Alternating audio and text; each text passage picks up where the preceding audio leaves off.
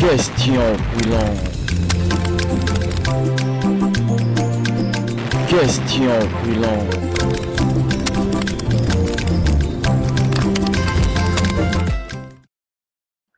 Apôtre Ben Shaddai, on nous dit que lorsque nous avons des difficultés, des problèmes de mariage, des problèmes de fécondité, des problèmes d'argent, des conditions, des complications dans la vie, des maladies, on parle même des maladies héréditaires, ce qui est biologique d'ailleurs, mais lorsqu'on vit toutes ces choses-là et que les pasteurs nous disent que c'est parce que il y a des lois établies dans nos familles qui condamnent les générations et les générations à ces choses-là, à ne pas avancer, à ne pas évoluer, à être limités. Est-ce que lorsque les disciples se retrouvent dans ces genres de conditions-là, ils n'ont-ils pas raison de croire que ces liens-là existent réellement? Mais je viens de vous donner un verset qui cache tout cela.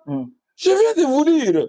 Même ceux qui nous écoutent, qui nous regardent, mais qui le lisent très bien, 1 Pierre, chapitre 1er, verset 18 à 23. Toutes ces lois-là ont été complètement abolies par notre Adonai parce que la Bible nous a dit que vous avez été rachetés de la vaine manière de vivre que vous avez hérité de vos pères. Mais à partir du moment où un enfant de Dieu se retrouve en difficulté, comme dans des choses qu'on vient de dire, que doit être son attitude? Écoutez, je vais vous lire un peu un verset. Nous sommes dans Jacques, Jacques chapitre 5. Nous allons prendre le verset 13 à 15. Jacques, mon ami Jacques, chapitre 5, verset... Ok, nous sommes là. Qu'est-ce que la Bible déclare? Jacques, chapitre 5, verset 13. Écoutez. Commençons par eux. Ok, 13 est là. L'un de vous passe-t-il par la souffrance? Ça, ce sont les disciples. Ce n'est pas quelqu'un du dehors. Passe par la souffrance qu'il prie. On parle bien, hein? Qu'il prie.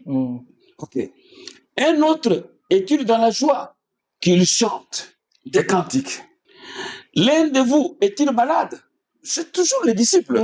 On dit qu'il appelle les responsables de l'église qui prieront pour lui. Après lui avoir fait une onction d'huile au nom du Seigneur. La prière faite avec foi sauvera les malades et le Seigneur les relèvera. C'est un frère.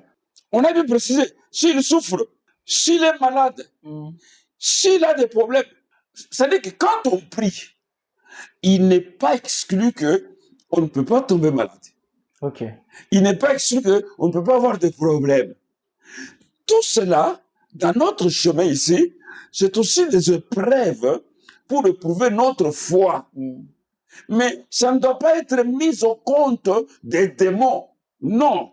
Ça ne doit pas être mis au compte des lois de nature ou des lois de nos familles. Non. Parce que nous sommes déjà sortis de ces histoires-là lorsque nous avons accepté l'homme qui est venu nous sauver.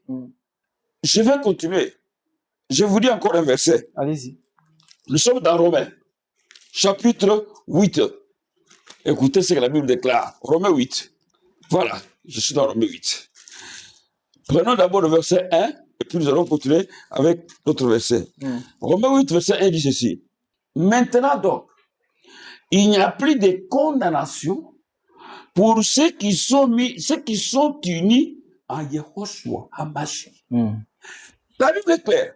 Mais vous me condamnez que non, les lois de ma famille, les lois établies. Mais ici, on me dit les réclamations, les réclamations, tout ce que vous voulez là. Ici, on dit maintenant donc, il n'y a plus de condamnation pour ceux qui sont unis en Yehoshua, HaMashiach.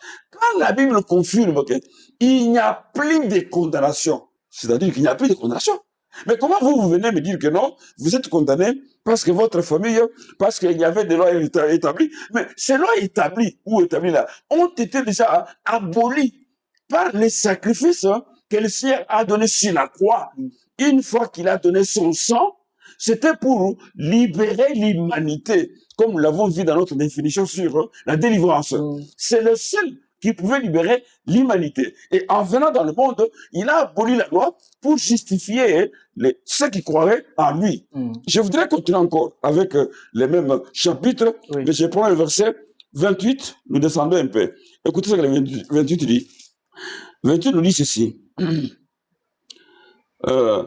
Nous savons en outre que Dieu fait concourir toutes choses au bien de ceux qu'il aime, de ceux qui ont été appelés au plan divin. Vous voyez, nous avons été appelés conformément au plan divin.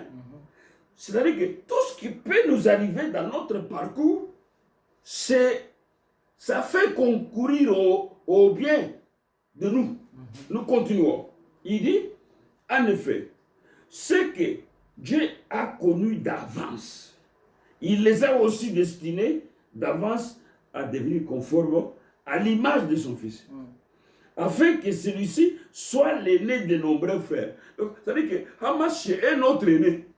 Vous comprenez un peu ça? Oui. Nous qui avons cru en lui. Il continue. Ceux qu'il a ainsi destinés, il les a aussi appelés à lui. Ceux qu'il a ainsi appelés, il les a aussi déclarés justes. Mais s'il les a déclarés justes, comment vous allez me mettre la condamnation sur moi? Il continue. Et ceux qu'il a déclarés justes, il les a aussi conduits à la gloire. Vous comprenez un peu ça? Donc quand nous marchons là, nous marchons dans la gloire. Quelles que soient les difficultés que nous pouvons rencontrer dans ce monde, des petites maladies qui nous viennent là, ça ne peut jamais nous séparer avec l'amour de Hamashi. Et on ne peut jamais mettre des mots dans ces histoires-là. Non, mon fils. Pourquoi? Si nous prenons Apocalypse, si les gens qui sont des spécialistes en démonologie, Apocalypse chapitre 2, écoutez ce qu'il dit. Ça, c'est le Seigneur. 24 à 25. Il dit ceci. 2, 24 à 25. Il dit, quant à vous, les autres membres de l'église de Thyatire, vous qui ne suivez pas cet enseignement et qui n'avez pas voulu connaître ce qu'ils appellent les profondeurs de Satan, je vous le déclare, je ne vous impose pas d'autre fardeau, mais tenez fermement ce que vous avez jusqu'à ce que je vienne. Donc, ça veut dire qu'il y a des églises qui sont devenues championnes dans l'étude des démons. Question brûlante. Question brûlante.